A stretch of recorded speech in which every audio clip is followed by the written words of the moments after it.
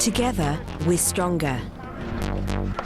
With 90 million customers and a prudent approach to banking, Santander is one of the world's strongest and safest banks.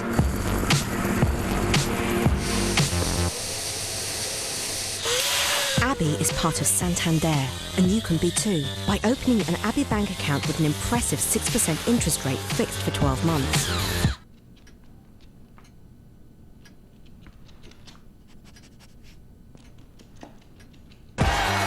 Visit your local Abbey branch. Similar great bank accounts at Alliance and Leicester. We are Santander.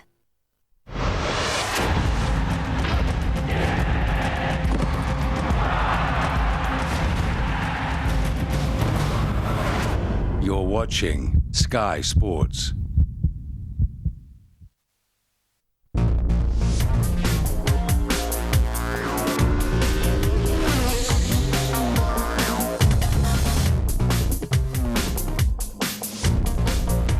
Current TV. Share your world.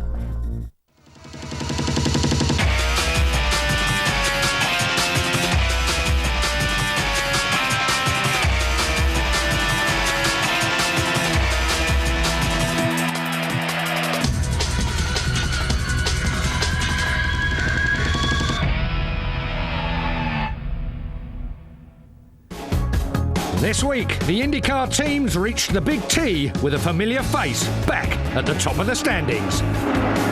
Scott Dixon, his 18th career win, one behind Sam Hornish on the all-time IndyCar Series win list. And if that wasn't ominous enough for the opposition, it was Dixon who triumphed in Texas 1 year ago.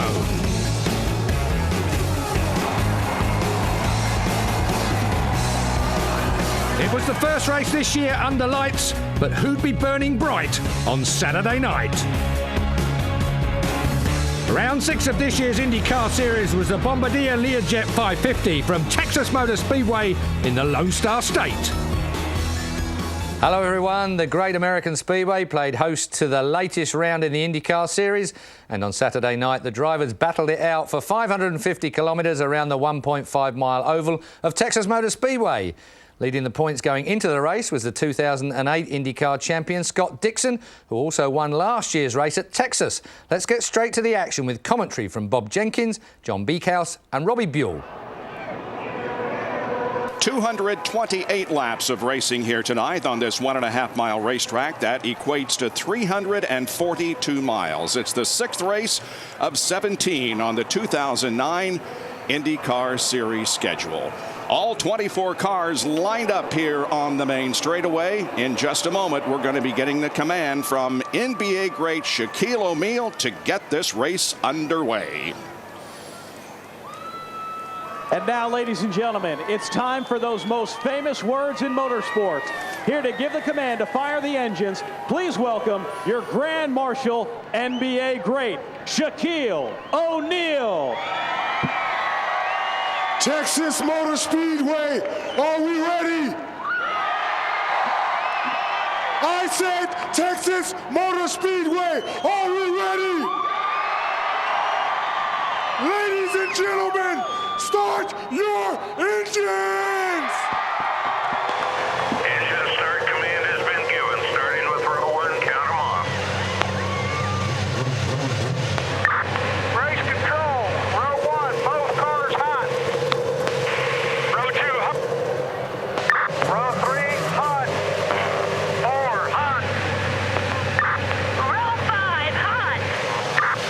Row hot. Row 7, hot.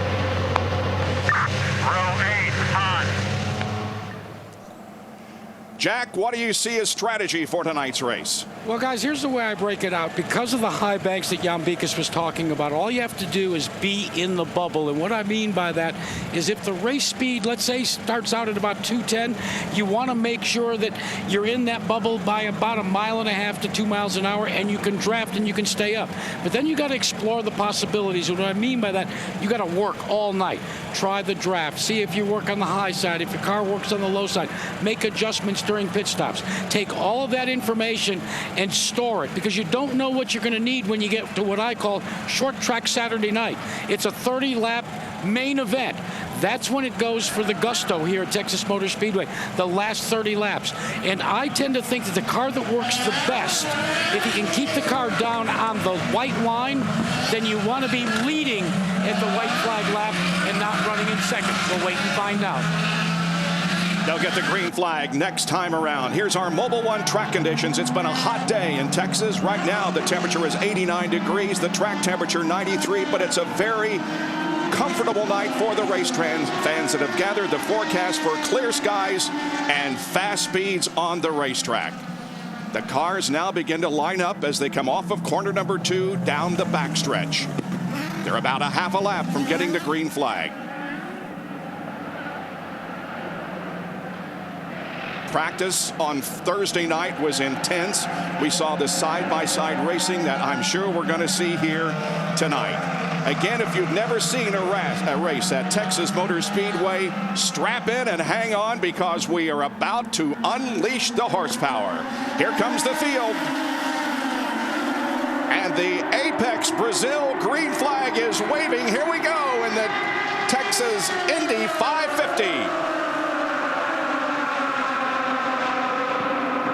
Dario goes clear, but I noticed that Danica Patrick did not get a clean start. She's falling back just a bit. But still early. I mean, right now it's all about survival. You don't want to do anything to hurt your car, take yourself out of this event. You're still building temperature in the tires and the pressures. Wow, look at this. Thomas Schechter was really passing cars at the high side of the racetrack. And that was Rafa. We were on board with Rafa, and we were panning over, and we saw Schechter on the outside there. Wow.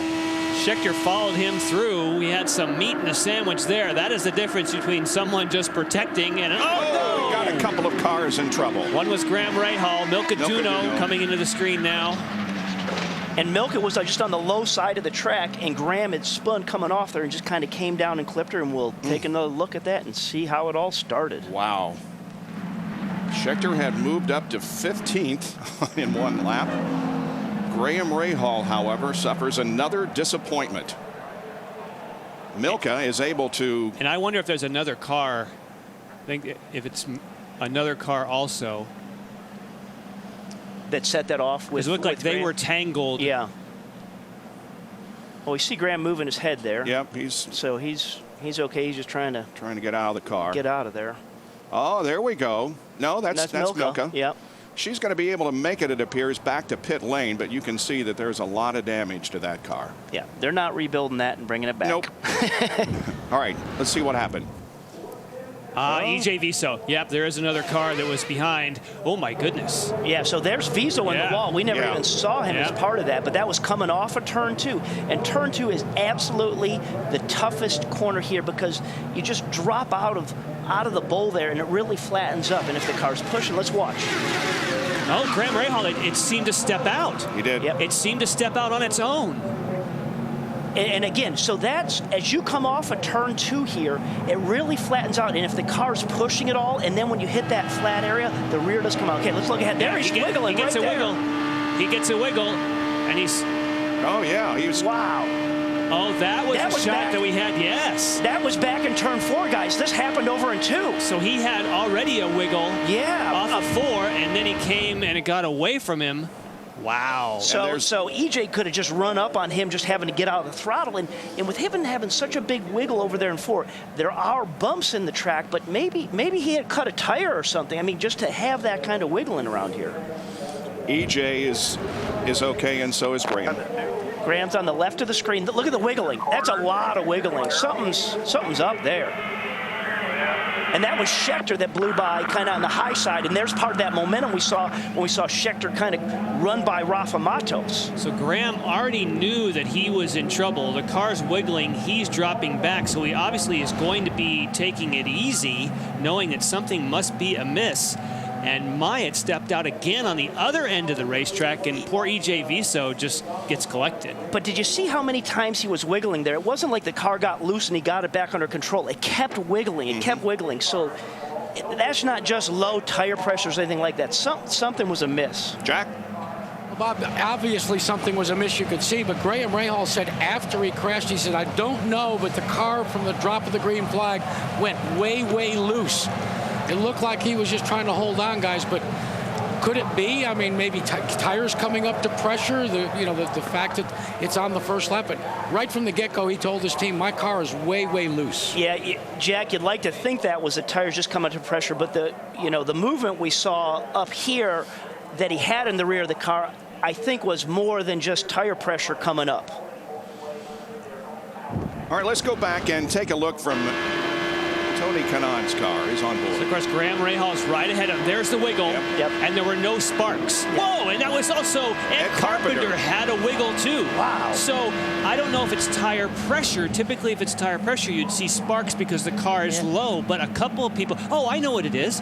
The teams had told me the first few laps, there's the truck rubber. No car has been on the track since the truck race last night, and it takes up to 10 laps to get that rubber and get good grip. And I'll bet that tripped up both those two. And track temperatures down too. Don't forget about that.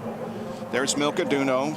All three drivers are apparently okay in this race, but it is caution here in the early going. Stay with us for IndyCar Nonstop on Versus.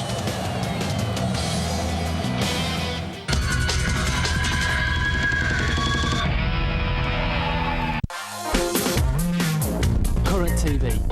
Share your world. Current TV. Share your world.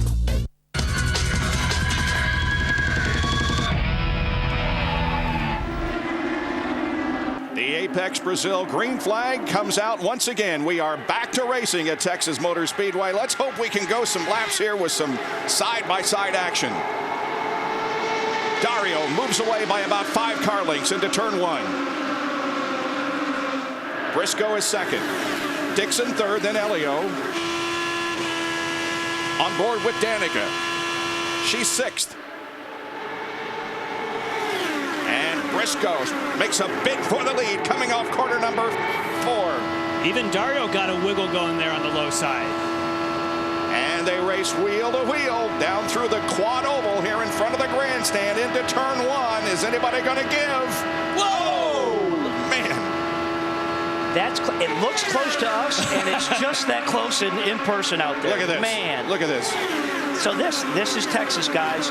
This is that side-by-side. So when am I going to get a break? But that's what we've become to love at this racetrack.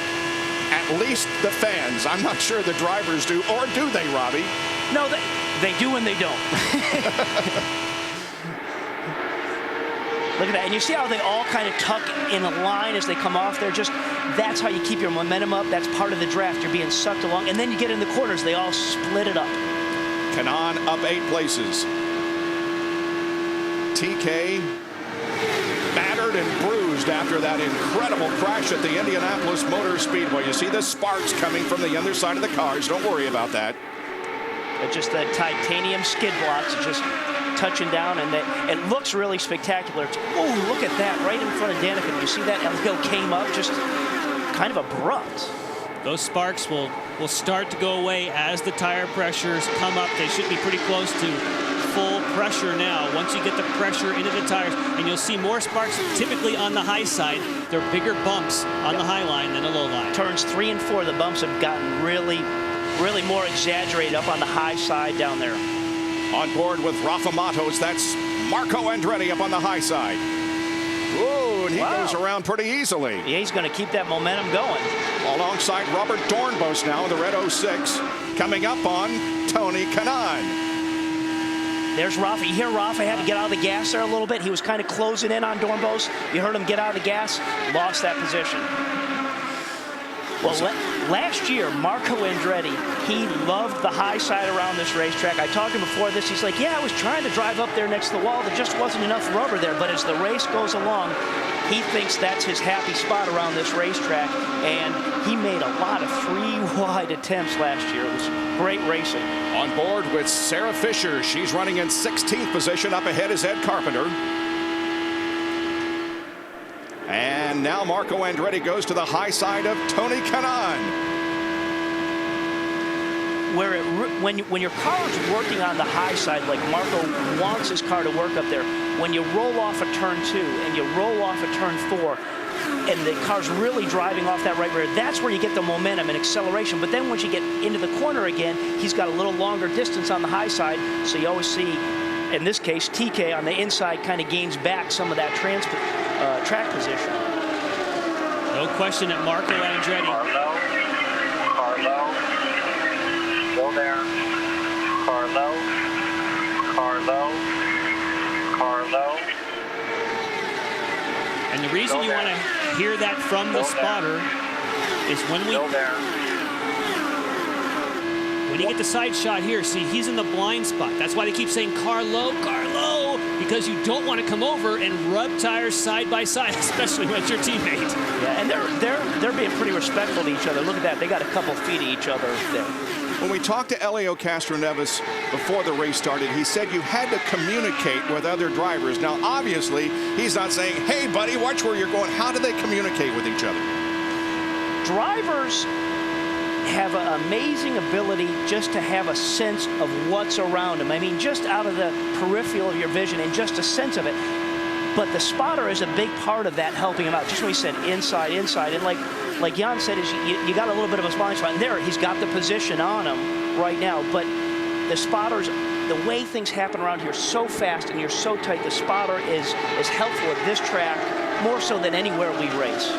And one of the things that Helio was talking about, and a nice move between Weldon and Danica Patrick, of course, red, white, and blue on the top of Dan Weldon, and there's Mario Moraes. A lot of people in the silver machine, a lot of people have said, keep your eyes on Mario Moraes. He has an ultra-fast car, but he gets pretty squirrely oftentimes in traffic. Mario 7th, Danica is 5th, Weldon 6th. So obviously now, whatever we were seeing those first couple laps, whether it was just a cold track and tire pressures or it was rubber from the truck race, I'm happy to see now that everybody's really kind of settled down and there's nothing squirrely going on with the race cars. Jack, sorry to see Graham out so early. No, indeed, I think all of us are sorry to see Graham out. You got a chance now, Graham, to look at some of the replays. Does it help you piece together what actually happened? No, I mean, it's really honestly tough to tell. Right away, something felt broken. Or I don't know if something's broken or not, but I've never had a car, and obviously I haven't been doing this too long, but I've never had a car that bad. And I was trying to hang on for my dear life. I mean, you could see it in the first couple corners. The car was already going away.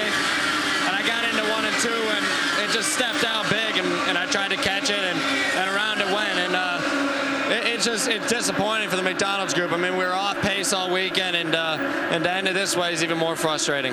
Yeah, and it was as we saw in turn 4, you got the signal, and then how tough is it to try and get out of harm's way? Well, it wasn't just in turn 4.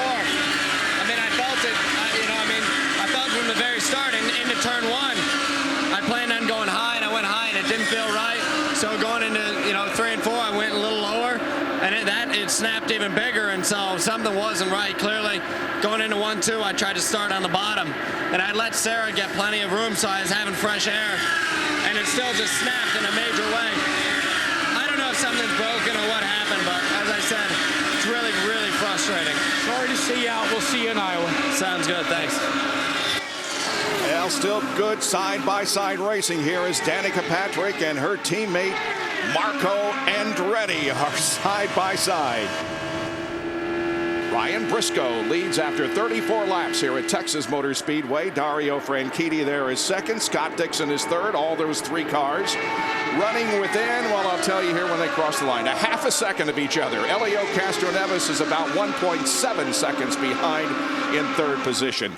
Danica Patrick lost a couple of spots a little bit ago, and maybe we have an idea of what happened as we go to a replay. Right now, she is in 6th position. When you look off the back of the car, here comes Dan Weldon, but watch for flames right there. You see those first little flames from ethanol? That means she had to lift. And boy, look what happens. Here comes Marco when you lose momentum. But did you hear that? It didn't sound like it was a lift. It sounded like it was more of a pop, like a hiccup in the electronics there, more so than a lift, maybe.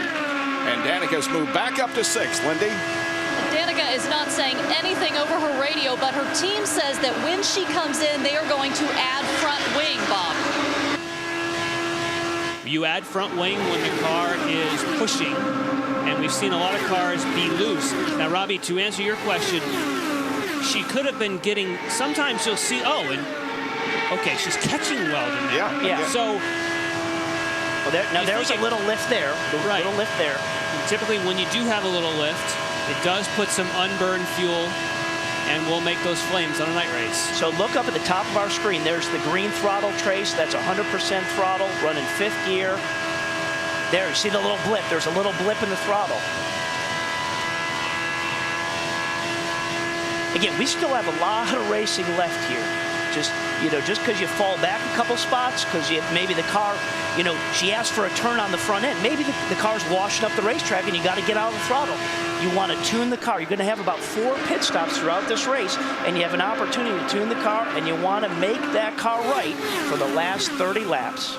Milka Duno was a victim of circumstances on that crash with Graham Rahal and E.J. Viso. Jack? Yeah, and before we get to Milka, let me update you. The Firestone engineers have checked all of the cars that crashed, and we can throw the tire pressure issue out the window.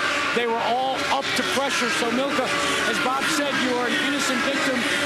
When it starts to unfold like it did with you, is it fast action or slow motion? Everything is really fast. I'm sorry so much for my team because we have a very good car for race, but Graham, Spawn, Viso have no place to go. I tried to avoid both, but everything is so fast, and they hit me a little in the right rear, and it was no way to go. Really, I sorry so much for my guy, especially because they work very hard. They give me a good car for race, and just in the first lap, there's no way. There are things that we can control. Sorry to see you out, Milka. Milka, thank you so much. Guys? Well, and you heard her say it. I mean, she tried to avoid them. She was turning to the inside of the racetrack, and they just got her right rear. Nothing more she could do. That happens. And the 3 running up front begin to lap some of the slower cars. That's Jacques Lazier that they just went around in number 98. Biggest movers, we mentioned that Tony Kanaan, he's now up to 9th position after starting in 16th, and Thomas Schechter started 12th. He's up to 18th. There's TK, who right now is running all by himself on the racetrack. Let's ride and listen to see if he's having to lift as well. Well, we'll ride again with him later. Down to Lindy. And Tony is just complaining of a little bit of understeer. He says overall the car is really good, and that is good news to him because after qualifying last night, he said, we are not where we need to be. This car is slow. I know my guys are frustrated, and they're going to have a long night, and clearly he's moving through the field right now. And the key for Tony, I mean, he's got a little bit of understeer. When we're riding on board, it looked like he had a lot of steering input in that car. But the key for him now is he needs to take advantage of the packs in front of him. Like Jack said, he's got to stay in that bubble. And this doesn't look like a routine pit stop either for Mike Conway in the 24 car, as they take the engine cowling off of that car. We have completed 45 laps, so we should be seeing regularly scheduled pit stop before very long. It's Ryan Briscoe leading Dario Franchitti at Texas Motor Speedway on Versus.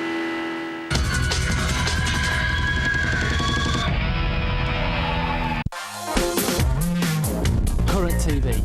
Share your world. Current TV. Share your world.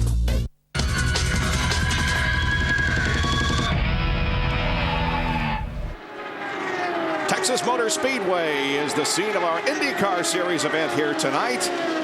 The Texas Indy 550. 51 laps are complete. And the leader is Ryan Briscoe. We're watching some action here in the middle of the pack. That's on board with Sarah Fisher in the Dollar General car. She's running 16th. Up ahead is Ed Carpenter. Ahead of him is Alex Tagliani and Thomas Schechter. Tagliani in the Rexall Edmonton Indy sponsored car, and King Tut. Now watch her steering wheel. It appears as though she has a setup down the straightaways where she was actually turning a bit to the right. We'll get back to that. Anthony Foyt hitting pit lane. Paul Tracy drove this car last week at the Milwaukee Mile in West Allis, Wisconsin, but AJ gave it to his grandson. And this is part of the whole game here. This is under green pit stops.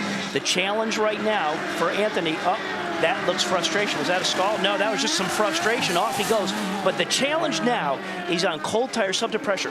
Pit lane, when he gets out of pit lane and he's going on the inside of the track in turn 1s and 2, that is the bumpiest section on this racetrack, just getting back out onto the track. Rafael Matos just took 9th place from Tony Kanaan, and Robert Dornbos is now right on TK's rear wing. I don't think that car is handling very well for TK. No, and we just saw that from TK as he definitely okay, everybody, we're at lap 55, everybody's coming in. These are the stops, guys. Dan Weldon and Marco Andretti. Also time to see who doesn't stop. That's how you find out who's getting the fuel economy. You don't want to be stopping early at this stage. You want to be stopping later if possible. Yeah, and as he rolled down pit road, you definitely could see everybody had their tires laid out. Watch front wing. Let's see if he goes, Frenny. Yep. That was quite a bit of front wing. Spin to the top, spin to the top. And just about the same length stop for Marco Andretti. Both of them roar out of the pit lane, and here comes Danica. Down to Jackaroot. Remember, it's a 60-mile-an-hour speed limit. Has to take a wide entrance, but has a pit opening there. So they go to work changing the Firestone Firehawks. You can see the fire out the long exhaust. Let's go to Robbie Buell as they're filling the car full, and she's off and away, Robbie. As with Mario Marias, just a wing adjustment on the front, one turn. They're happy with him right now, telling him the race is not now. Just use your mental energy a little bit later as we see Tony Kanaan leave. And guys just lining up down the front straightaway. Here comes Robert Dornbos, as well as Hideki Muto down the front straightaway, and it looks like Ryan Briscoe as well. Indeed, he had to slam on the brakes to get under the speed limit. Let's go down to Lindy as Ryan is headed toward you. And here he comes, and Ryan Briscoe not saying anything over his radio today as he gets 4 new tires and fuel. Unlike his teammate Elio, who is complaining of being loose, Ryan is not saying anything. Dario Franchitti behind him. Dario is complaining about a lot of understeer, and there goes Scott Dixon as well. They go out in the same order that they came in. Briscoe, Franchitti, and Scott Dixon. I mean, you want to talk about energy level there. When they're all coming in under green there, man. And Elio Castroneves comes to pit lane also, Lindy. Yeah, and Elio, as I've said, is really complaining that his car is loose, and we can see that they are putting on 4 new tires, and we're looking to see if they make any adjustments, and it really doesn't look like they did, guys. They took a little bit of front wing out, and that's what you do if the car is loose, and that's a great advantage for Castroneves. Being able to pit later means he's getting better fuel economy. And one other thing they may have done to that car to just fix that looseness he's feeling is they could have adjusted the tire pressures a little bit. They could have run a little bit more tire pressure up in the right front, or soften the left rear, or take pressure out of that just to give him a little better sense and feel. Ed Carpenter also comes in for a pit stop. He may have led a lap there as the others came in for a stop. Let's watch the... So that's lap 58, Jan. Let's make note of that. That's lap 58 when he's coming in. So they're making some good mileage. And Sarah Fisher makes a pit stop in her Dollar General sponsored car. Winner of the Scott Brayton Award this year at the Indianapolis Motor Speedway.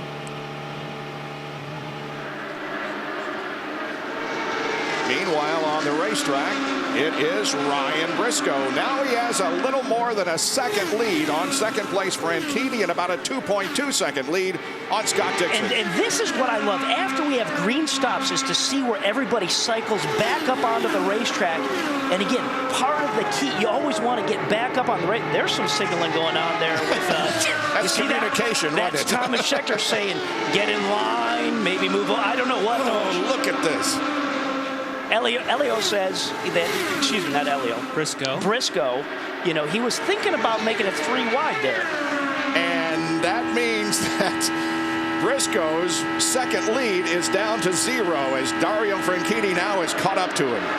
So as I was saying, the excitement of having green flag stops and then cycling back up on the racetrack, I love to see where everybody comes out and who's your partner out there, because the bigger group of cars that you have together, the faster you can go. And if you're not part of that pack and you were a second slow coming out of pit road, you may not be able to pull up into that draft. So it's you can't give up anything anywhere as you're coming down pit road. And getting off the pit road on cold tires, as bumpy as it is here, is just a huge challenge. Kanaan and Matos running 10th and 11th here. Ryan Briscoe leads at the Texas Indy 550 from Texas Motor Speedway. The advantage over Dario Franchitti, just about a second. There he is in the blue car coming behind Alex Tagliani and Ed Carpenter. There's Dario. He's in a battle with Scott Dixon for second position, and Elio Castro-Neves is right there in fourth spot. Now, let's go down to Jackaroo. Hey, guys, even every pit stop, we talk about the little things that you should and should not do. I want to take you back to the replay of the last green flag stop. Now, Blair Julian is changing the outside tire for Scott Dixon. See, he moved it back in. And why? For sportsmanship, so that he could give a clear run out for his competitor, the number 6, Ryan Briscoe. That's what this is all about. One team helping the other, despite the size of these pit boxes. That is some great trust, some great camaraderie. And you know what goes around comes around. I was just going to say, it all comes back full circle, doesn't it? Lindy, what happened in your area of the pits during those sequence of stops? Well, everyone around Ryan Briscoe made adjustments to their car. Elio did a half-wing turn. Marco Andretti did a half turn on both sides. Dan Weldon did one wing on the turn. Dario Franchitti did a wing adjustment. Ryan Briscoe did nothing. He says his car is great. They just told him, you have got a good lead on Dario. We're comfortable with where you are, so save some fuel. Robbie? I just come from Jay Penske and Rafael Matos' his area, and they said that the car was a little bit loose. He needed a little front wing added and a tire pressure adjustment, and I worked farther down, and I see Mike Conway having problems. They're having to change the gear stack in his car. Robbie, I know you don't want to hear about that, but he was going down the back straightaway, and he started hearing a noise, and I said, hey, bring it in. Something ain't quite right. So fourth gear evidently went wrong. They're changing the gear stack, trying to get him out there, and this kid has had nothing but bad luck this year. Looks like Scott Dixon has now gotten by Dario Franchitti. Yes, that is correct, Robbie. Now Scott Dixon is in second position, Franchitti in third, and Dixon tries to get under Ed Carpenter. And does so. And Franchitti, who he just went by, Dario wants to stay close enough with Dixon just so Dixon can help pull him along and they can work together. Those two cars working together to try and go faster to chase Briscoe down. And you heard Lindy talk about all the changes that were up and down pit road with front wings, and then also about people saving fuel. I have been watching the times of people like Dario Franchitti. They flew when they went out of the pits up in the 211, 212 range. Now they've throttled it back, saving some fuel. Here's our Firestone telemetry. Look at the throttle all the way to the floor. Lifting a little bit. And that's Ed Carpenter right in front of him. Dixon's the car in front of that. That's Dario needs to get up there and get on the tail with Dixon.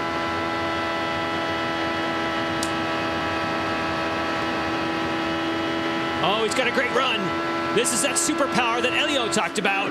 Wow, that was a picture-perfect draft around the outside. Yeah, and he's making it work. He's got that pass done. You can just hear those revs climb. As soon as you get right into that sweet spot where it punches the hole in the air, it just... And that's just where it gets so crazy here and things happen so fast is when you have a pack of 6 or 8 cars together and one guy has to lift off the throttle. It just changes that sequence so quickly in terms of how fast you can come on that car in front of you. Jack, meanwhile, Ryan Briscoe is continuing to move away. I had an interesting conversation this morning with Rick Mears, who's part of the Penske organization. He said the one thing that Ryan Briscoe has done that he didn't do in years past is every corner and every lap is a learning experience. He said when you run a race here, what you've got to do, as I said, explore the possibilities. That's exactly what Ryan Briscoe has begun to do very, very well. So he's building his little black book. He won't put it into action probably until the last 30 laps. There's a lot of racing left here at Texas.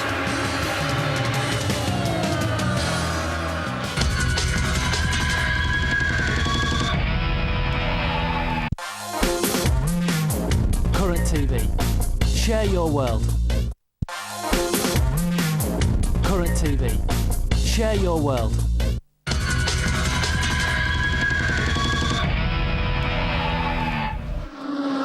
And so we've had one caution so far for 8 laps, 4 leaders and 4 lead changes.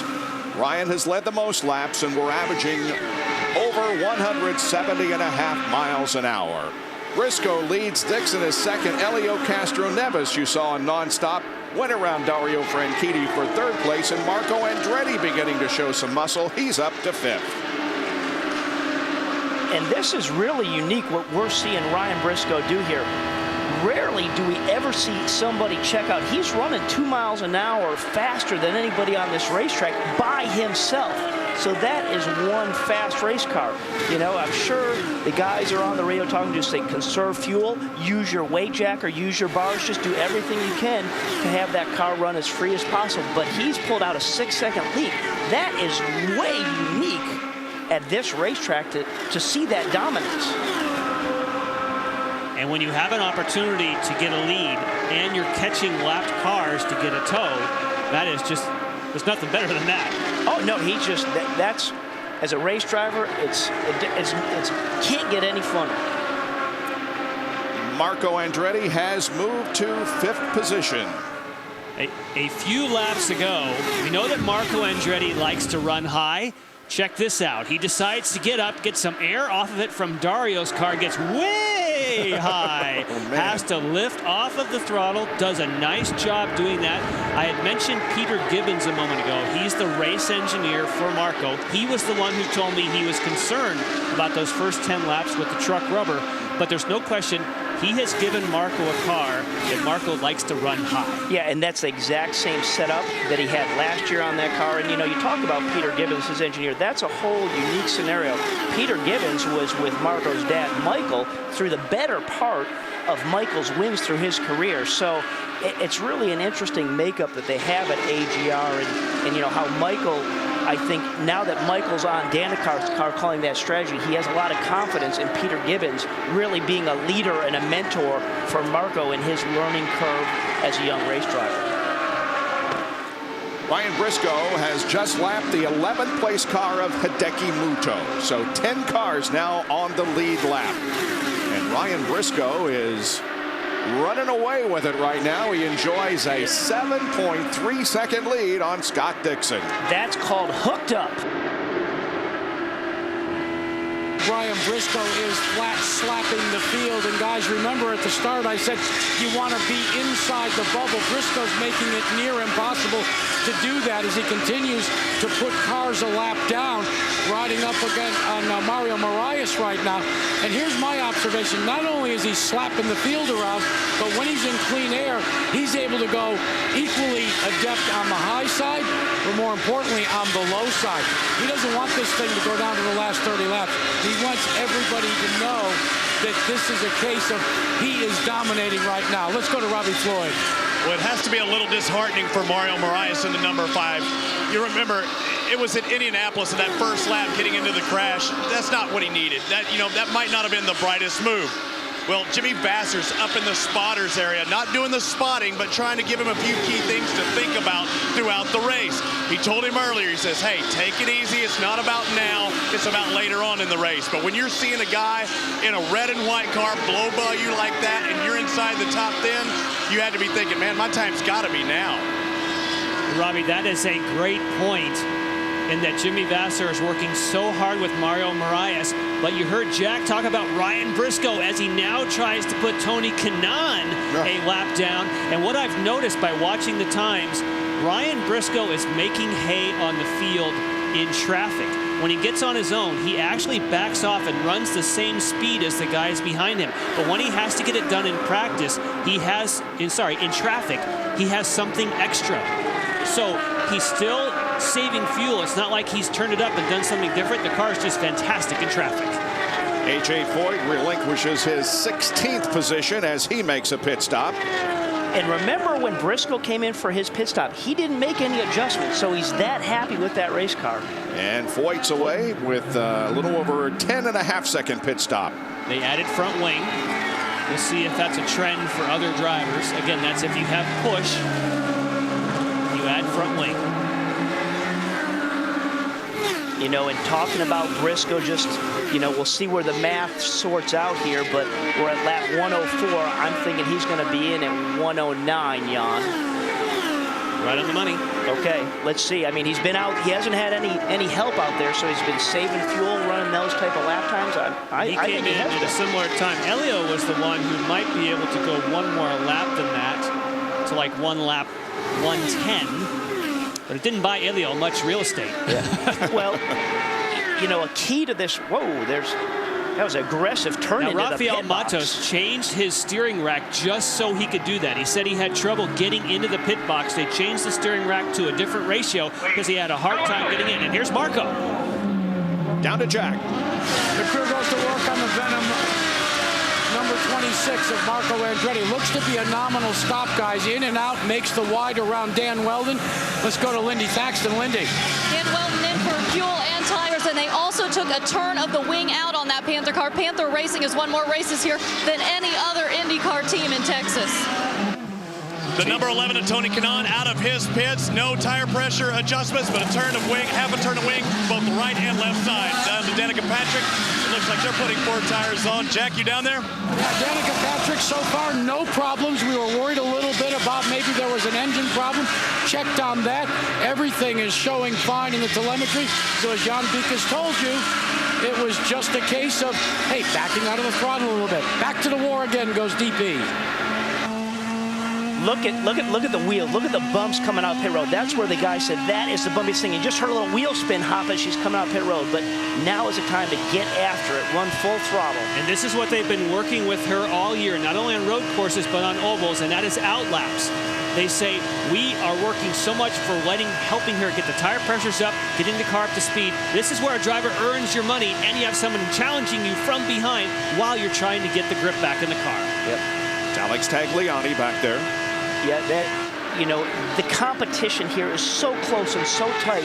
That pit out lap and that pit in lap and what you do from start finish on the beginning of the pit box and coming out. Looking at Dornbos for the Newman Haas Lanigan team. He was running in 6th position, so a good run for Bobby D. He said, I just love, he really enjoys this racetrack. He's like, I just push so hard on the gas, right? I get my other foot on there and I just press down and drive around this racetrack. Scott Dixon, here he comes. He was running 4th. Lindy, he's headed toward you.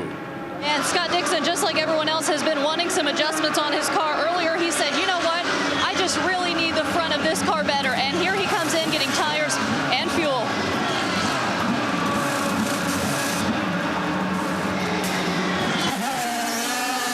Clean stop, and Dixon roars back into competition. Dario Franchitti is on pit lane. 60 miles an hour is the pit speed limit. Seems like you're crawling as you're coming down there, doesn't it? Oh, man. Now, where that fuel probe went in, the IndyCar Series is thinking about experimenting and adding a sensor, which we'll get back to. In the meantime, let's get to Lindy. And here comes Ryan Briscoe, and it looks like tires and fuel, and they are not making any adjustments to that car. Again, he has said everything feels great, and he just wants to keep going. Oh, that was a fast one. And Lindy, what I was going to be saying there is they're considering adding a sensor to the fuel probe that you cannot leave the pits until it's actually disengaged from the car. You physically couldn't even put it into gear, and that's something that may only be a few weeks away from actual testing. So they're working on trying to solve that issue. Great idea. It is a great idea. Yep. Did you see him hauling, coming down in off of turn 4 there? I mean, that's where you make time under green, is you challenge that race car all the way till you get to that 60-mile-an-hour barrier, and he was humming coming in. Half turn of wing. Elio peels away. And you could see the flash. You could see Briscoe, his teammate, already up to speed. Now, that probe that you're talking about, that sensor, would, of course, eliminate incidents like we saw at Indianapolis with Vitor Meira.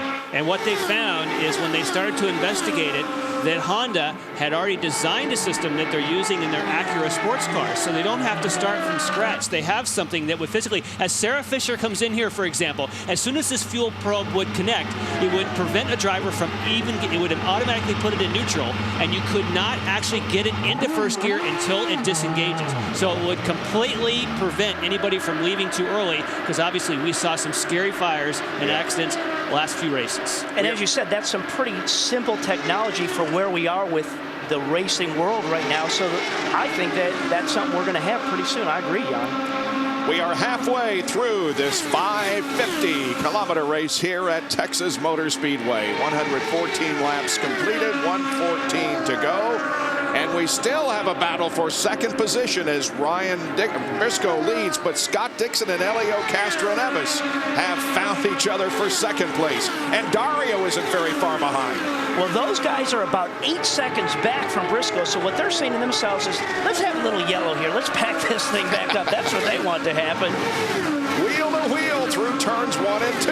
The battle for second place. And the cars run slower side by side. So if they want to try and catch the leaders, they need to try and stay single file. They all know that. And that's the communication that Elio was talking about. In a way, you have to work together with people. The longer the line in the train, the faster the train can go. Team Penske is first and second. Briscoe leads. Castroneves is second.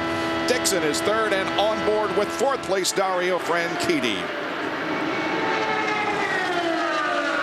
Let's review the green flag pit stop performance. Ryan Briscoe, his in-lap was 210.1, his out-lap 209, and of course on cold tires. Dixon had a good out-lap at 210, and Castroneves at 208.7. Yeah, but look at the balance of Dixon. You have 206 coming in. Yeah, he was the fastest coming out, but that is such a big part of the equation on racetracks like this, especially since we've been green since the initial incident. I mean, it's really incredible.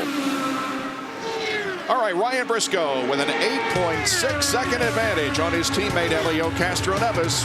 More IndyCar racing in a moment on Versus.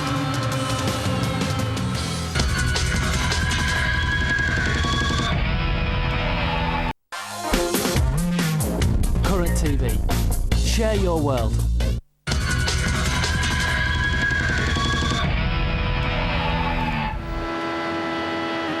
Ryan Briscoe is running away with things here at Texas tonight, enjoying a more than 8.7 second advantage on the entire field, and Elio Castroneves, his teammate, is running in second position. Jack?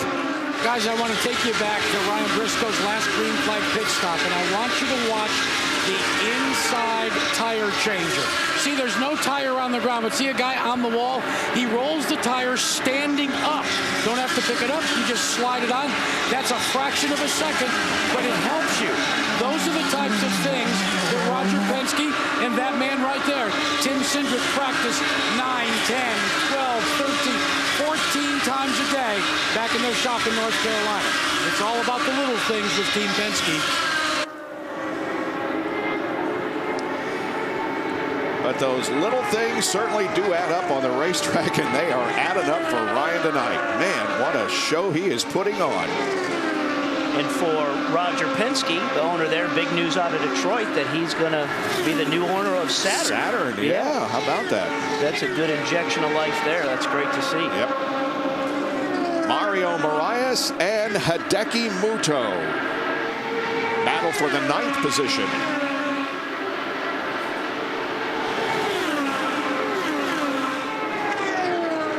That was a great update we got from Robbie Floyd earlier, talking that instead of being on the pit box, Jimmy Vasser has gone up top along with the spotters to work with Mario Moraes. There's no question this kid has speed, but a place like this, to have Jimmy Vasser who knows what needs to be done, that's a great voice to have in your headset.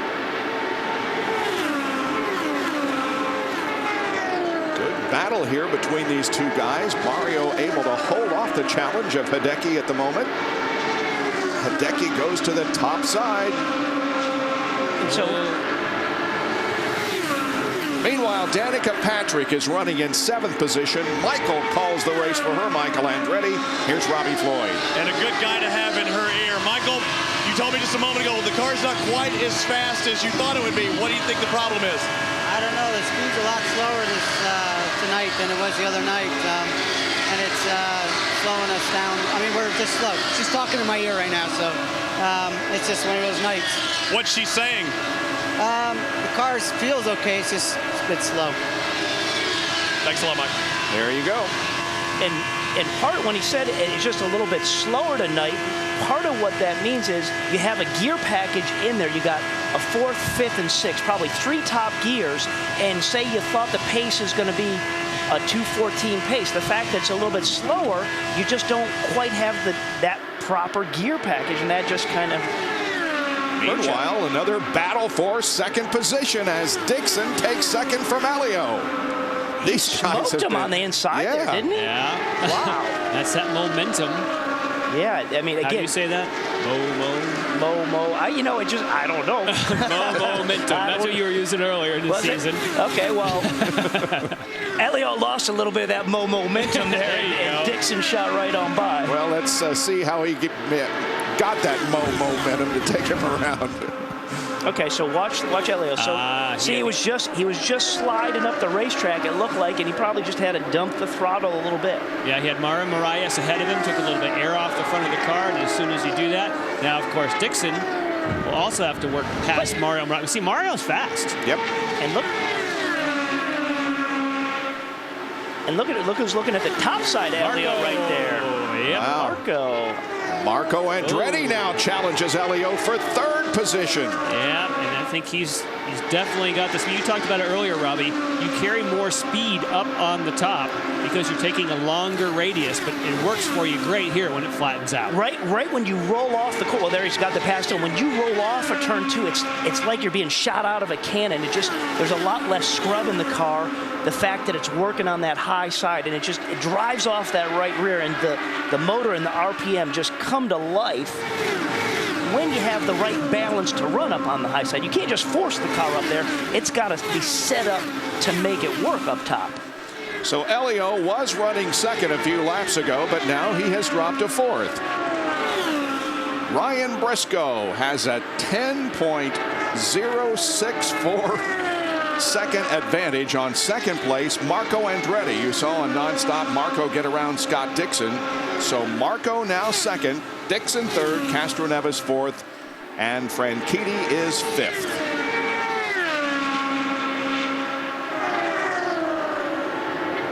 Down to Robbie Floyd. With Kyle Moyer, Marco started in 8th. He's worked his way up to 2nd. You have something for Ryan Briscoe. Well, I think we could run with him if we got up there. I mean, he took off and we weren't able to get through the traffic quick enough. But I mean, if we could get up there, the Venom car could get him. How's the car been acting? What adjustments have you made to get to this point? It's just getting better and better by the day. I mean, the car had a little push to start. Now he's just running flat lap after lap after lap. I think we're about the only guys that can run the top side, which is really nice right now. Must be nice for you. You're hoping for a yellow. Tighten this thing up. I hope so. Well, there was a 9.9 second separation between 1st and 2nd when Marco went into 2nd position. We'll keep our eye on whether or not he's able to cut into that advantage. Right now, he's not. And you can see the difference in the top 3 when you look at pit stop strategy. Briscoe is projected to go to 164. In fact, he may be able to stretch that to like 166, but Marco Andretti will have to pit much earlier based upon when he pitted last time. I think that's probably the right numbers for Dixon, but the way that the fuel economy is going for Briscoe, he keeps extending that window each time, and boy, that is great to have in your back pocket. And it's pretty amazing that he's getting that kind of fuel mileage being out there by himself. So that just tells you that car is a happy, well-balanced car, and it's running free in terms of how it's rolling through the corners. There's not a lot of scrub in it where it's using extra horsepower to have the speed he has around here. We are nearing a record pace. The record for the event here is 185.710 miles an hour, and right now the average speed of the race is 184.8. So we're within a mile an hour of being in the record book. And circling back to what we just heard from Conway, I absolutely agree with him. If Marco can get up and chase this guy right here, Briscoe, if he can get there, he can hold his own with him. But to make up that deficit, that's what's going to be the real challenge here. Yep, and he is pulling away from Marco. It's now up to more than 11 seconds separation. It was 9.9 again when Marco went into second. And now the second position is 11.4. Wow. I've never seen somebody at this racetrack do what he's doing right now. Yep. Oh, Yellow and this is a yellow. Oh. Let's hope it's for something simple like debris. Let's hope, yeah. Yes, sir. Because you know what this means. That's it. Everything that Ryan Briscoe has worked for is gone. Okay, I'm getting goosebumps There's now. a few lap cars in between, but now everyone who thinks they couldn't catch Ryan gets a second chance. And I want to see if Marco can work his magic on the top side of this racetrack against Briscoe. Yep, that will be the thing we watch when we go back to green. But right now we're under caution because of debris. And they will all pit. Once the pits open, the leaders will all come in at the same time, and that is the time when you really got to make hay. And part of that is anytime you're close to your window and you have a yellow on a super speedway like this, you're coming in for a fresh set of tires and topping up. But they will have to come in again before the end of the race, right? Unless there's a bunch of yellow. Another caution. If it were green, yes, they'd still have to stop again. Right. For what we've seen to this point, you'd have to say, for as much green run as we've had, they probably got one more stop after this. However, you know the old saying, yellow breeds yellow. That's right, yeah. Hey guys, the other thing you ought to watch is on this set of pit stops, if it's a caution, does someone in the mid-pack decide to come in just before they go to back to green to what we call pack the fuel and gamble? Absolutely, Jack. Fort Worth resident and three-time Indianapolis 500 winner Johnny Rutherford is driving the pace car, and he has the field in tow right now as the pits are open, and we should see wholesale pit stops here. Ryan Briscoe is going to be able to ride the wave of having some lap cars between he and the people behind. He is pitted way down towards pit out, as well as some of the others. When you go to the triple split, it's in order. Briscoe on top, Andretti, then Dixon. They won't all necessarily stop at the same time because of pit selection. But boy, it's all going to come down to who gets across those green barrels first. Dixon, the last one into his stall because he's the furthest one down towards turn one. He's underway already, 6.8, a 7.5, and a 7.4 for Dixon. Wow, and you saw Kanaan go by there too. Yeah, Kanaan just went right by in our screen there, so they must have done a short fuel or maybe not take tires. We'll sort this out here in a second. There's Kanaan. Look at that. Yeah, how about that? Now, Tony is a lap down, but he's going to get the wave around, right? Because he's in front of Briscoe. Yes. Hey, that was clever. So you do either a short fill or don't take tires to be certain that you get out ahead of the leaders. Right. Then you get the wave around. So not only does he get a pit stop, he gets a wave round. That, right, he gets a lap that back. Was some nice strategy. Yeah. I remember we tried that once and went for the short fuel, but there was a fumble and it didn't work. Well, you lose some and you win some. Yeah, there's Tony. He's underway already. But he has to get, that was close. Oh, man, he did. That was really close. And Briscoe was coming out of the pits, tries to throw a block in a way. Well, I don't think he was throwing a block. He just didn't think anybody would be coming. Yeah, I mean, with him leading this race. That was a great stop. Here we go. Oh, no, he had to swing around the tire. Yep. Okay, so you can't say he was trying to do that. But, oh, yes. That was fantastic job by Andretti Green Racing, the 7-Eleven crew. You can't cut it any closer than that, Jack. Guys, this is when you gamble, and this is what the 7-Eleven crew did. You saw how quick he was in and out of pit road. They, what we call short filled. They will definitely have to pit again, so they figured, hey, yellows breed yellows. Let's get our lap back, then we'll deal with it. That's some quick thinking by George Klotz and company, because it's a way to get him back on the lead lap. That Jack, absolutely is a great move. You know, they got one more stop that they still got to make. They came in, they put some fuel in it, they put new tires on it. He's going to get his lap back here, move of the day so far. Nice. We're going to take a break and then come back and hear from Robbie and Lindy on what happened on pit lane in their area. But right now we are under caution at Texas Motor Speedway.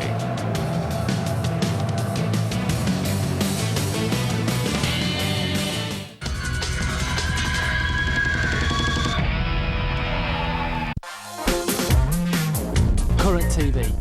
Share your world. Current TV. Share your world.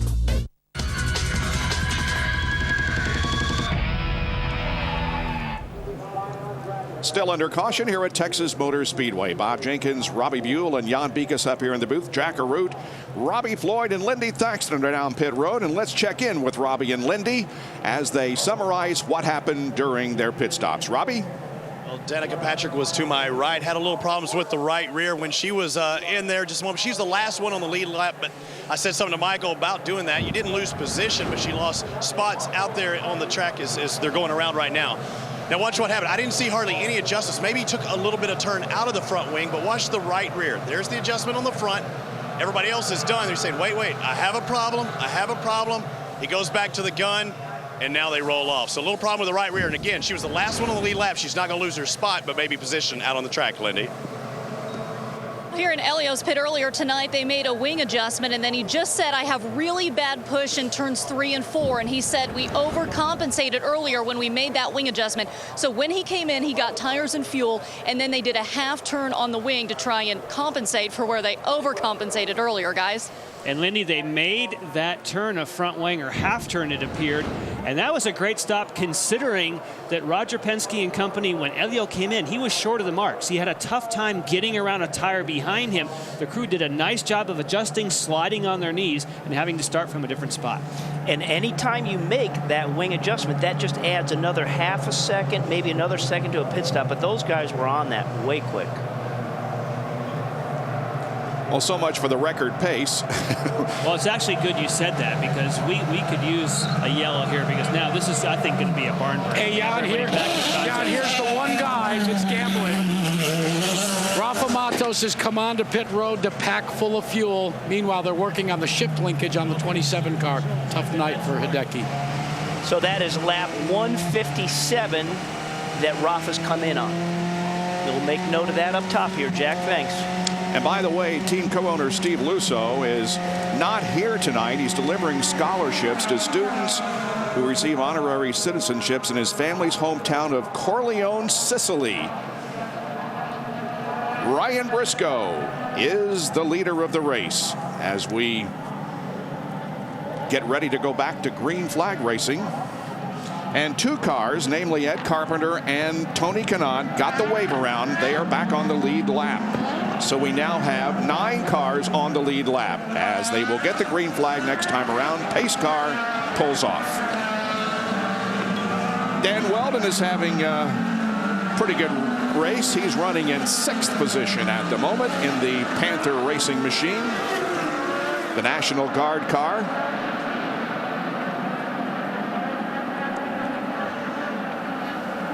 There he is behind Dario Franchitti. These guys are all they're waiting, aren't they? Later in the race. This is what they've been waiting for. Restarts here can be frantic. And it's an opportunity. Everybody's close together. You got to take advantage of restarts. It's a great opportunity. Here we go. The green flag is out, and we do have 1 car, namely A.J. Foyt IV, between first place Briscoe and second place Andretti. Look at Marco up on the top side, and so is Franchitti. Dario dives to the inside of Alex Tagliani. He sure did, and like you say, he was the guy in the high side off too, had a big run, and then went to the inside as he went into 3. He's got that pass done on tags. Whoa, what a late move down to the low side. Marco stays high. Castro Neves goes low. Now the gloves are coming off. Whoa. They sure are. And Team Penske is back in first and second. And here comes Scott Dixon to the inside of Marco. Well, well, the one guy that was flying before we had that round of pit stops is Marco Andretti. So obviously now, you know, he's just got to get his balance quite back. You know, as he burns off fuel and those tires go away, he gets faster maybe. Here is Elio and Dixon, both getting to the inside of A.J. Foyt the fourth. Marco attempting to do so too.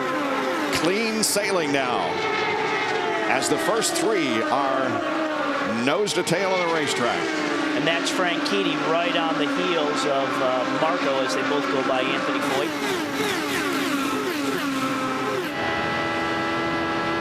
On board with sixth place, Dario Franchitti. Make that fifth place.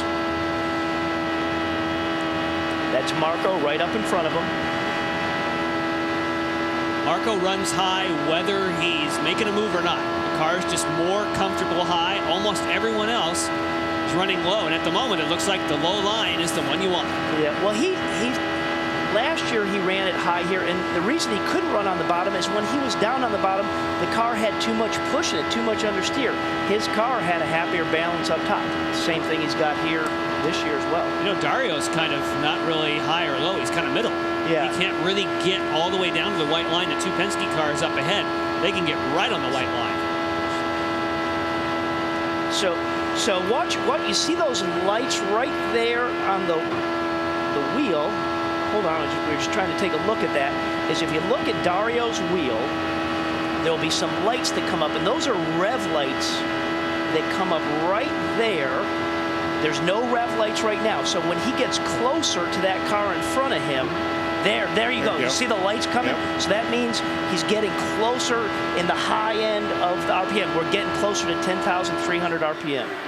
And now we've got a race for the lead as Elio has caught his teammate Ryan Briscoe. This is what everyone's been waiting for. They wanted to get back to where they can challenge Briscoe and get, as Elio said in the opening, I want my superpower. He's got his, which is the draft. I don't think now that they're close enough that Briscoe can use traffic because there's been a restart and they got him right where they want him. A very uncharacteristic race last week for Elio Castroneves. He crashed in qualifying, started last, and struggled with the car all day, finishing in 11th position. But right now, he's on the rear wing of his teammate Ryan Briscoe. And now the first four. Here's the fifth place battle as Dan Weldon is up on the high side of Dario.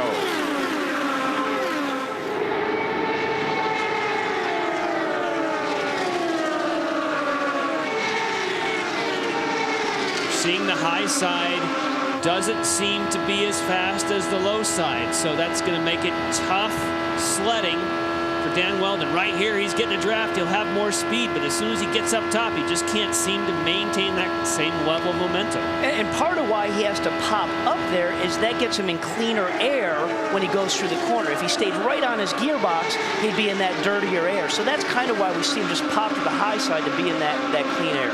More on Dan Weldon from Lindy Thaxton. You're talking about Dan Weldon's speed. Right now, he is complaining about his speed over the radio. He says the car is slower than the first pit stop when I came in. I don't know what's going on. He said it's handling a lot better, but it's just slower.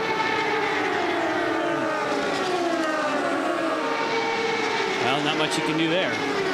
Got a good run again, but up on the high side, it just won't work for him.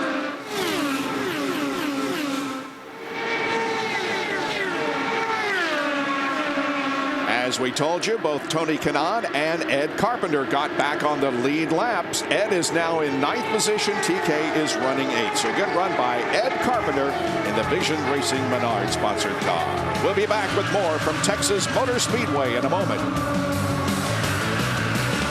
A.J. Foyt IV got into the fence on the outside of the racetrack and slid to the inside. And Grandpa A.J. Foyt is on the radio, and Larry Foyt, of course, to the left of AJ. So the field is under caution once again, and they are now within their final pit window, right? They were just one lap away. They've just snuck in, meaning that under caution, I expect everyone to hit pit road, and it'll be the final stop of the day. But what it means, Bob, is that you can't make a quick stop or a short fill. You need all the fuel it needs to have totally topped off on the 22 gallons to make it to the end. But now, a little miscue in the pits. If you rush it, the fuel flows a little bit slower on the last pit stop, so you've got to be patient. We saw in Indianapolis some people throw it away. This is the time that makes hay. Teammates, Team Penske, both in the same shot. That shows how close they are. Elio pitted down toward pit out. Briscoe arrives on the bottom of your screen. This time they all got to their marks. Wow. And who's going to win the battle out? It's going to be Elio. He had a 6.0.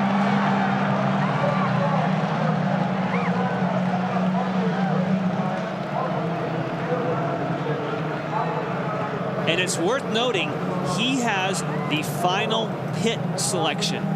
But hang on, it's done by owner points. He's not leading the points, but he's leading the owner points. When Will Power drove that car in the first race of the year, he earned 28 points, and that means that he got the first pit selection. So he had the premier spot of having the last spot on pit out, and that may make the difference for a win here for Castroneves. Thank you very much, Will Power. And why that is a premier spot, he just has to shoot right out of his pits, and that trips the timeline. And as long as you're ahead of that guy at that point, you got that position. Here's Tony Kanaan's stop. Look at wow, the valve didn't fully close when he disengaged. That could have been a major situation. And that, when you see that ethanol dumping out of there, and if any of that rolls on the side by the car and gets close to those headers, that's what just ignites the car. So the fact that they got away with that, you know. That's rare. They normally, once you get them off, they slap shut.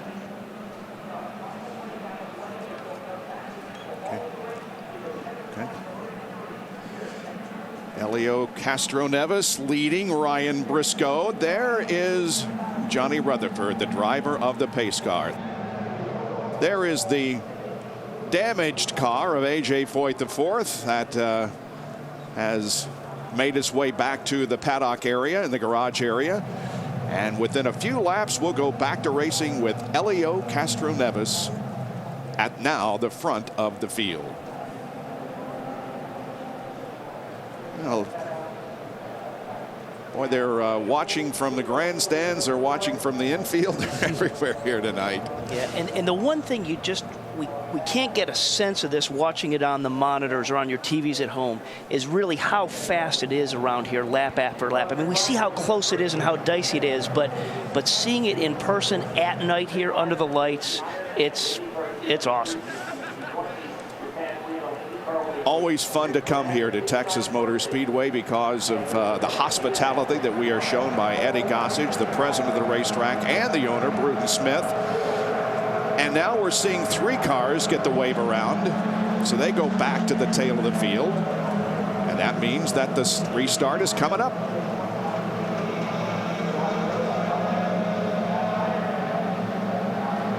The interesting thing about the restart after these 3 get the wave by is that it is going to be really hard for somebody to make a move around the outside, with the exception of what we've seen from Ryan Briscoe. If Ryan Briscoe were in the lead here, you'd be saying, you know what, I don't know who can get by him, but the fact that Elio jumped him, as we check his report card, he is going to make Ryan Briscoe really earn it now. And they probably aren't going to come up on, you know, if they could come up on some lap traffic and he could use some of that as some picks, that maybe could tip that sequence. I mean, but it's going to be tough. No slower cars separating the first 7. Jack? Guys, let's go back to Ryan Briscoe's last pit stop. You were talking about that first stall. Well, look at the way Ryan Briscoe is parked. He's a little cockeyed, but because he has that clear sailing to the line, he didn't have to move and he could get his car corrected.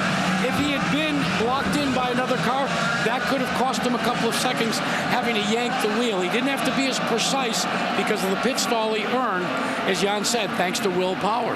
I mean, I'm talking about Elio Castroneves, not Briscoe. Yes, and of course, Jack, you may wonder when you look at those 2 team cars separated, the teams have to make a choice before the season ever starts. Do they average their positions, or do they split? Interesting that now the top teams have all gone individual. They don't keep their team pits together. They want each person to have an equal chance to win the championship based upon what they've done. They've waved off the restart. We'll go one more lap before getting green. And Lindy has something on Dan Weldon, who's running 6th. And you guys in the booth, and maybe Jack can even help with this. He just said over the radio, hey guys, let's do what Elio did in Kentucky. And they said to him, 10-4, we get what you're saying to us, it's done. Well, at Kentucky, they were stretching the fuel, remember? And then Dixon got him right at the end. So I don't know. You know, right now, everybody should be good to go to the end. Run it as rich as you can go and run as hard as you go. So well, here's the mileage number. They got to get 3.38 miles per gallon. Which, Jack, is not quite full rich. So Weldon is hoping that maybe they don't run wide open. But that's close enough to where you'll be close. Here we go. Green flag, waves again. Look at the battle for 3rd already shaping up as Dario tries to get to the high side of Dixon but cannot do it. Look how quickly Briscoe just comes right back on the back of Castro Neves. Now he looks high going into 3. So how much teamwork is there going to be here with the Penske cars? You remember watching at Milwaukee last weekend? The hardest guy for Ryan Briscoe, the leader, to get around was his teammate Elio Castroneves, who he's chasing right now. Yep, good point. I think if I'm Ryan Briscoe, I want to find out, could I pass Elio if I wanted to? Once you learn that information, then I'd stay behind. And Danica is looking really racy here, is battling Weldon for 6th spot. And we saw how hard it is to pass. She had a really good run off of 2, but now she's had to tuck back behind Weldon. She was up alongside him, even ahead of him as they went into turn 3. This is where she has a good run. This is coming off of turn 2. Wow, she's got great momentum right now. Look out, watch Danica. Woo! That is some crazy moves in that corner. And at the same time we were watching that, Weldon had a run on Marco in front of him, and he went to the inside. There's Danica again on the top side. And this is what we've been talking about. The racing at Texas, it doesn't get any better than this. 7 cars. And if we saw those Penske cars go side by side, this action behind them would be going over the top. But the fact that they're still in line at the front keeps that spread out, you know, that next 8 cars spread out just all that more. Marco alongside Weldon. Fans on their feet. 8 cars running within a second of each other.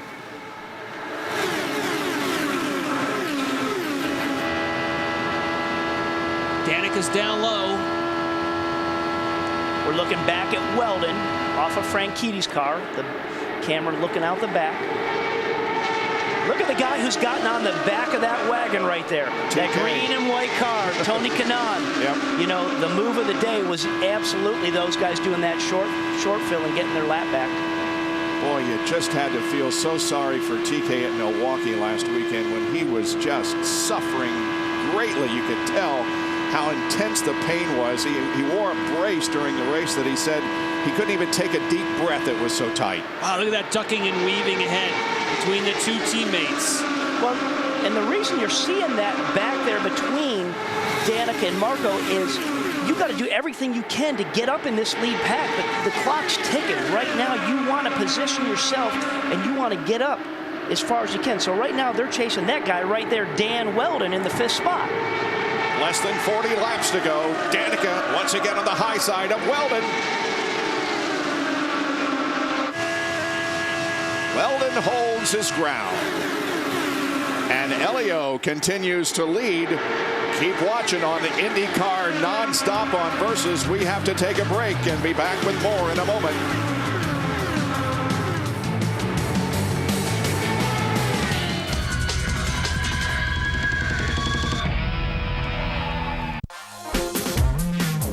Current TV.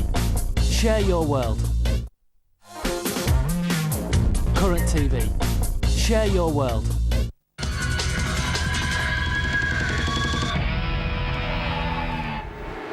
There are your first 4, separated by 1/2 second. Castroneves, Briscoe, Dixon, Franchitti. Danica's running 5th. And you saw a non-stop what happened when she went around Dan Weldon. There she is. She has the run on him, looks down the inside. Look at the aggressiveness in the wheel to get there. But she has the inside, Jan, right there. Once you get the inside, she's got that position. Now watch what happens behind her to Weldon. She goes by. She goes by, and listen to the engine. Right there, you saw the little flame, the ethanol flame. That checked up Weldon, and up around the outside comes her teammate. That shows the change in momentum by a teeny lift. And Tony Kanaan, again, making hay with that great pit stop strategy early on, working alongside his teammate. Yeah, Marco's not going to let that go. So it's Weldon, Kanaan, and Marco Andretti here battling for position. 6th spot. Danica back there in that 5th spot. She needs to get up there and get on the tail of Franchitti. See that gap right there? Yep. That's the gap we want. We want this group right here of Danica back to Marco to Weldon, Kanaan. We want that group to work together to be up there. Mario Marias is a lap down. He was one that didn't benefit. There were some others. Remember, there was Ed Carpenter, Rafael Matos, those who also did similar Kanaan-like moves and got themselves back up in contention. Winding down the laps with Helio Castroneves leading his teammate Ryan Briscoe. The way I see things right now, guys, Ryan Briscoe is where he wants to be. Remember I said during the early part of the race you have to explore the possibilities? Well, remember when Ryan Briscoe was flat running away from everybody, he showed his strongest strengths in the corners and race traffic. That says to me that when it counts, he'll be able to go to the high side and challenge his teammate for the victory. Marco Andretti came off the 2nd corner high, tried to get alongside Dan Weldon, could not.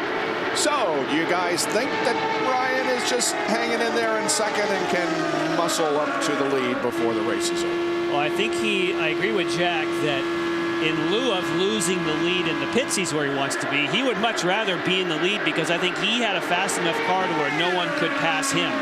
But I think he's tested. I think he knows where his car works. I don't know if he can actually make it around, Elio, but if it were me, I would wait. Don't do it now. But I would have thought he would have been making more runs just to see where the timing is of coming off of 3 and 4 and where he is at the start-finish line. But there may be just kind of some orders here saying, hey, just run single file in terms of the Penske cars and wait for just the last 2 laps before you even do that because they want to protect themselves against that 3rd place car of Dixon and 4th place of Franchitti. Could be tough. Lindy? Well, Roger Penske just told Ryan Briscoe over the radio, you've got really good times, you're a really good driver tonight. The number 6 car can take this, but for right now, you just need to be nice and smooth.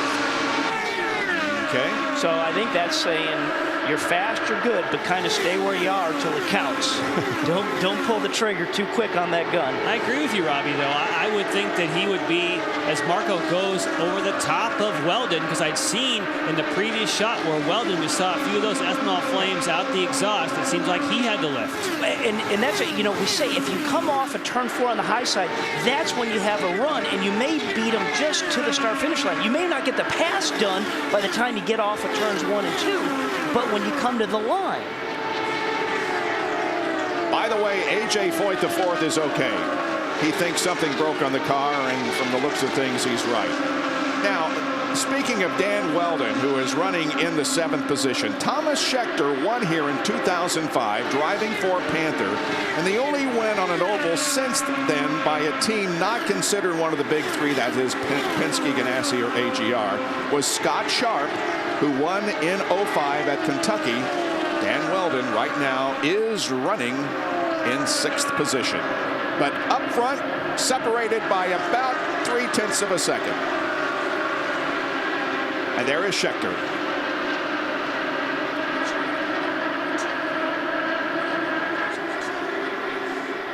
Scheckter not had the speed he would like to have today, and you just, you know, sometimes when you don't have it, you just got to drive as hard as you can and muscle along. I mean, we saw him at the beginning of this race. He looked like he was shot out of a cannon as guys were checking up. So he'll be with you for a few races, huh, Robbie? Thomas is with us for the rest of the year, and I think that's just a great asset and gives us something to build on as we, shift our focus to 2010. I mean, you never can start too early. At 04 fifth, Marco and Danica. You think there's any team orders there of saying what to do, or you run as hard as you can? I think that answers that question, doesn't it? 10 laps to go at Texas Motor Speedway. We're going to forget about the order up at the top of your screen. We're going to let you concentrate and us concentrate on who's going to win this thing. Right now, it's Elio by about a half a second over his teammate Ryan Briscoe. And these two are now clear of Scott Dixon, which it looked like Scott Dixon was hanging well onto the back of Briscoe, and they're hoping that this is just going to be between teammates. Again, surprising that Briscoe isn't staying a bit closer to Elio. Just as you said that, it looked like he closed that gap up.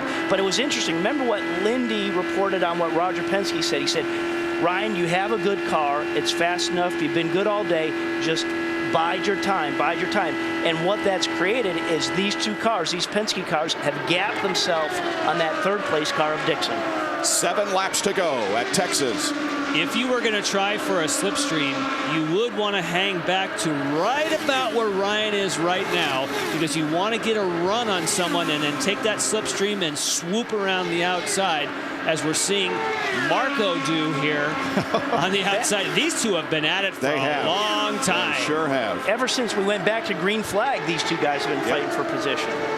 And there was even one time where Marco tried to go to the low side of Danica and got all kind of squirrely. We know his car doesn't like being down there. Boy, she is not willing to give up that position, is she? And this is what we were hoping we saw the Penske cars do earlier. But I mean, these guys fighting for position here, that's all they're doing. They're fighting for position because they're falling back from that group in front of him. But right now, they don't care. Danica wants to record another top 5 finish. Right now, well, she just dropped back to 6th. Here's the lead, 1st and 2nd, 3rd, 4th, and 5th right there. And there is Danica and Marco. Now look at that gap that he got. Yeah. So obviously somewhere in there, as he went by her, she had to do a checkup and come off the throttle and lost that momentum that you wanted to hear about. Meanwhile, about 3.5 laps now to go. I don't think Ryan is going to do it. Huh? You? No, because I would think I'd see him challenging and kind of setting up that timing of that run, but he's just not getting pulled up there enough behind Elio's car. And like Jack Arute said earlier, who would have thought that the way we saw him just smoking around this place early on, pulling out to a 10-second lead.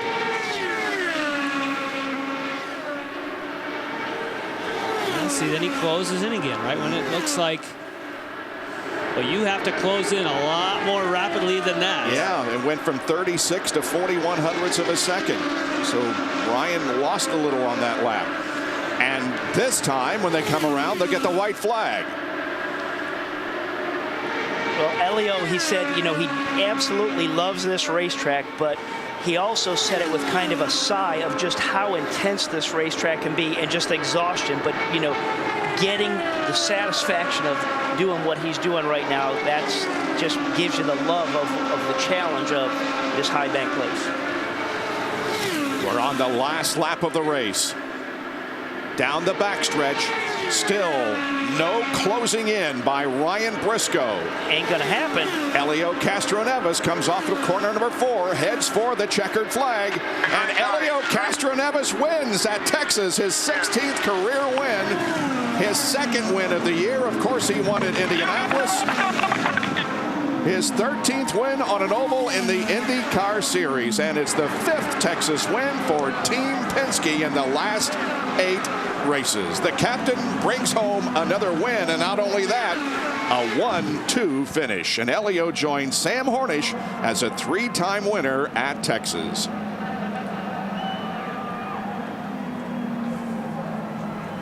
So was it that last pit stop and him beating Ryan Briscoe out of the pit box that won this race? Yep.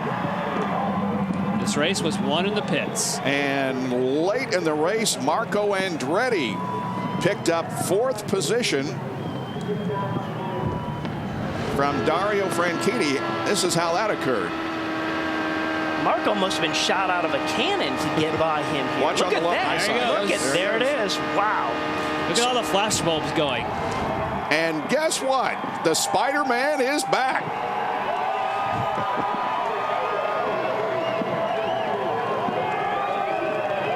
Helio Castroneves is about to go to victory lane. He's won here at Texas. We'll be back to talk with him in a moment on Versus.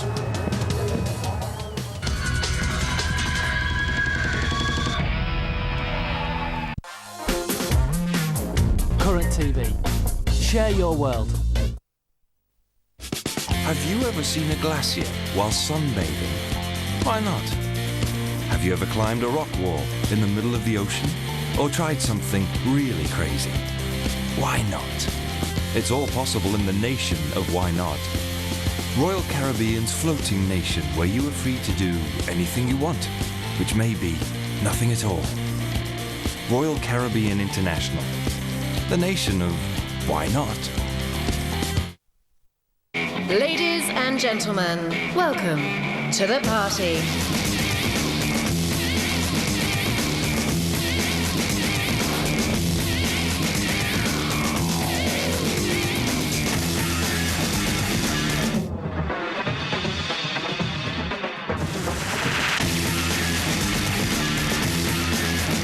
Big summer tournaments.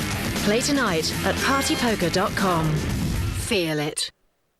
Right now, you can join a Weight Watchers meeting for as little as $3.95 a week and no registration fee. Come along and discover how to get to your summer shape. Chart it, point it, zoom it, press it, snap it, work it, quick erase it, write it, cut it, paste it, save it, load it, check it, quick rewrite it. Technologic. The new Mito from just £8,995 for a limited time when you trade in your old car under the new government scrappage incentive. Current TV. Share your world.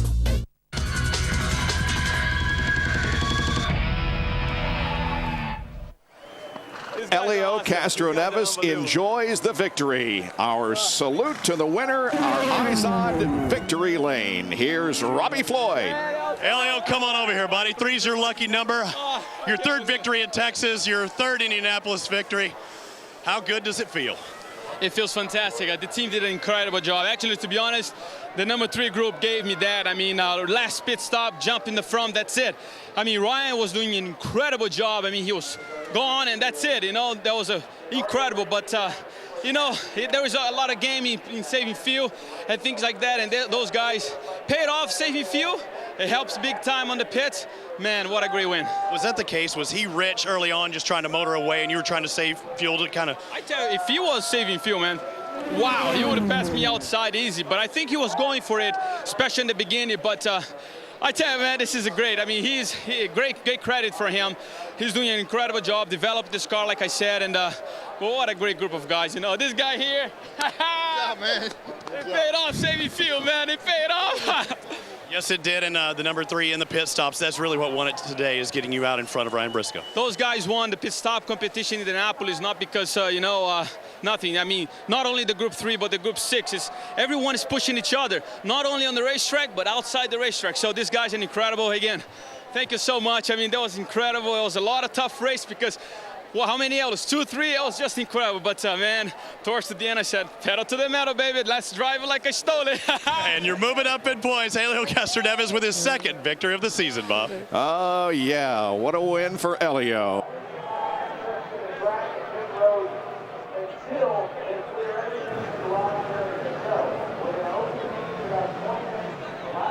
You see Ryan Briscoe there shaking Scott Dixon's hand. Ryan, a 2nd place finish, but you say the last 20 laps were some of the most frustrating of your career. Why is that?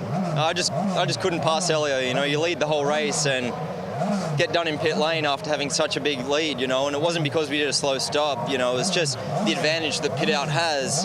It gave the 3-car guys so much of an advantage. They just overtook the lead at that point, and the cars are just so evenly matched. It's really hard to pass, you know, and I'd get a run, I'd try to go on the high line, but I just couldn't get it done. So it was pretty frustrating knowing, you know, unless something drastic happened that I didn't want to have happen to Elio, that I was just going to come second after dominating the race. So very frustrating. I know you want to win, but does it help a little that you're now the points leader? That's awesome. You know, that's what it's all about, the points. But, you know, those wins, you know, that's what we go racing for. And it's just pretty bitter when you're so close to getting it and it falls away. But I'm sure we'll get many more this year. Ryan, 3 points above Scott Dixon. Jack?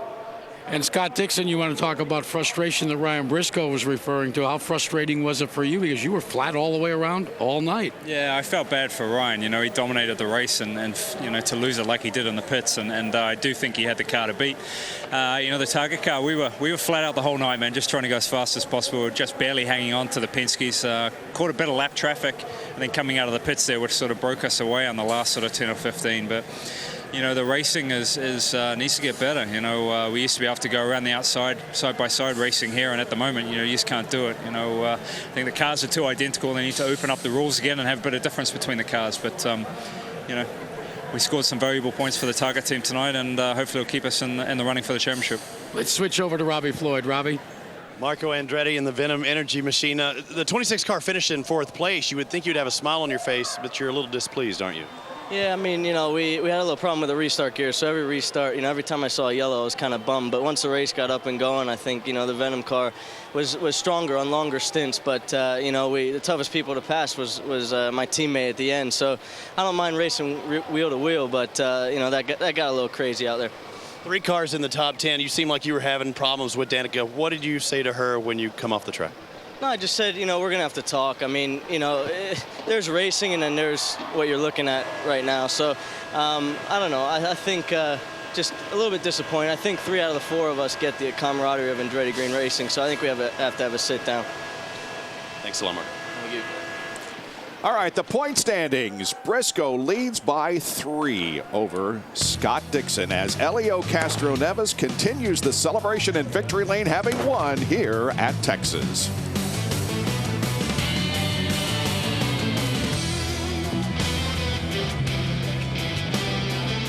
Danica, we just heard Marco say that he really felt like you should have let him pass, that he doesn't feel like you're being a good teammate. What's your reaction to that?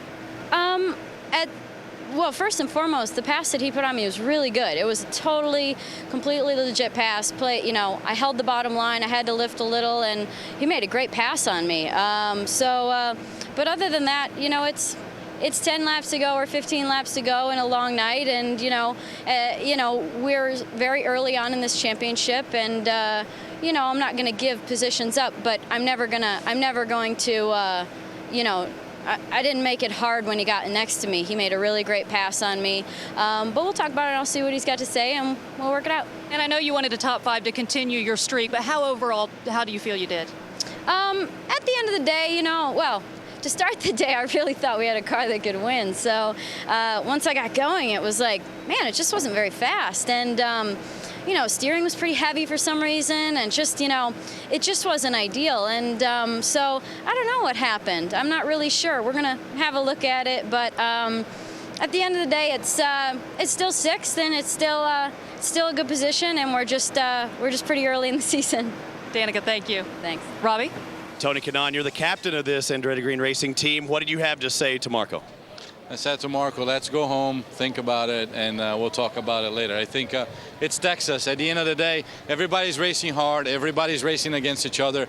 And I'll bet you each driver today was mad at each other at one point of the race. So we need to go to bed, sleep. It was a long weekend, and we'll talk about it together in the dinner table next week. It's Texas. You have to expect that. Tony Kanaan finishes 8th, and he still does not like this car. He said it was going to be a big old-fashioned Texas barbecue tomorrow, that chassis. Jack? Robbie, one of the things we like to do is actually have the last word with the championship team of the night. And Tim Cindric and, of course, Elio Castroneves, from your standpoint, now that everything is settled down and here in Victory Lane, what was the turning point in this race? Really about halfway through the race, we started to figure out what the car wanted. You know, we'd made a couple changes throughout the night and got it to where it was a bit more predictable. And then it was a matter of getting track position. And the last 2 pit stops, we were able to pick up spots each time. And that was really attributable to him getting in, you know, in his box the right way and fast. And then obviously the 3-car guys, there's nobody better. And the beautiful thing, Elio, because you had that first spot, even though you didn't have to spend so much time getting in straight because you could go straight out. Absolutely. I mean, this time, the last one especially, I just was worried about to go for it. And thank God, I mean, you know, sometimes, I mean, it's the luck of the draw. I mean, obviously, Will did a race in St. Pete and collect points for Team Penske, and I'm taking the benefit from that. So it's a whole team, as I said, and we took advantage, and today we collect. Fellas, when it comes back to Monday morning, that's what they'll be talking about at Team Penske's garage, the little things. The IndyCar Series takes a break for a few weeks, but the next round comes from Iowa Speedway, where last year Britain's Dan Weldon was victorious. Join us on Sunday, June the 21st to see if he can make it a double. We're live for the Iowa Corn Indy 250 at 6 p.m. on Sky Sports Extra. That's all we've time for today. Thanks for watching. We'll leave you now with the best of the action from Texas. See you soon.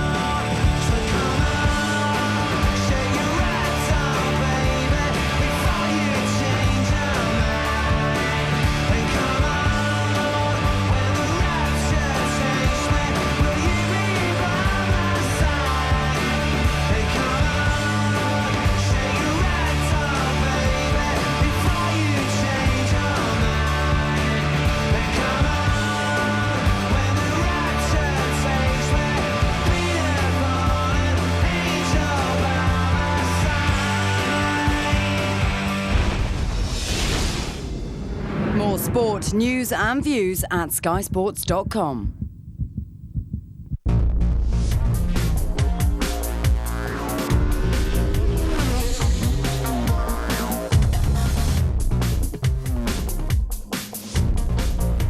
Current TV. Share your world.